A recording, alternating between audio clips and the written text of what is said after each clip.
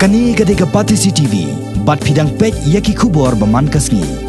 Kum kawai nagi skul ke belah pau bah Bhoi. Ka Bhoi Presbyterian Higher Secondary School nongpo. Haka khatlai terik unai luar 1000 khatnyo. Kala yo ban penhak perdano ekajing Rakhe dap san posnem ni ke Jubili Ksiar ka belah sedang nadu ka arpenyo terik jauh penai jemang mentau snem nadu belah seng ya ka haus snem kat kendai spa ndrupenyo. Ya ka benta kum kongsan hak ni sngi lawan ban simti dau nong ai boit barang bak sarkar jela ubadairu ka jukupor UMLA jongka nongpo constituency Dr. Didi Lapang katbaya ka benta kum ka sembut kongsan lawan ban simti da ka kong Didi Sing Ai kabadai ka district coordinator jongka SSA Semam Bhoi but extra assistant commissioner jongka Bhoi district lapan po pen phieng shu ekani sngi da ka jiodon lang ki he officer na gitnat rekam per jongka Bhoi ki pastor jongka Bhoi sinod ki dekhot ka managing committee ki nohikai ki kimi ki pa jong khana school ki dekhot jongka alumni association lembat kiwe haba ajing keren hagani sngi Dr. Didi Lapang ulapan pau ya ka jing kemen sikat dei ban yo Rakhe ya ka jing dap san post nam jongka school kabadai ka wei ni school ka bala pau pha ki thain Bhoi bat ka bala penmi ru ya shibon ki officer ki doktor ki engineer bat kiwe u Dr. Lapang lo airu ka jing ro ya ki nohikai ki bala syakri met bat min sem bat penang pen start bat kente ru ha ka juk apor ya ka akor long breu man breu ha ka em lang sa lang bat dailing ba ka jing trish tom jongki ba ka school kalala ban kie shaprang kat hadu kumni kum bakalong mentah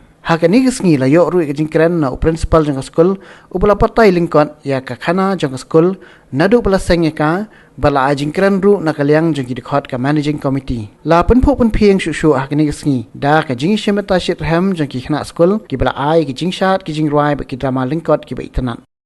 Friends, students and parents whom your children have grown up through this institution, be thankful to them. Say a word thank you to your teachers wherever they are. Don't forget. They'll be happy to know that out of them they work. Teachers are not well paid. Teachers are not sometimes taken care of properly by the government for a lot of hurdles on the way. But they did it. But we are beautiful. A poet, John Keats, said these words: a thing of beauty is a joy forever.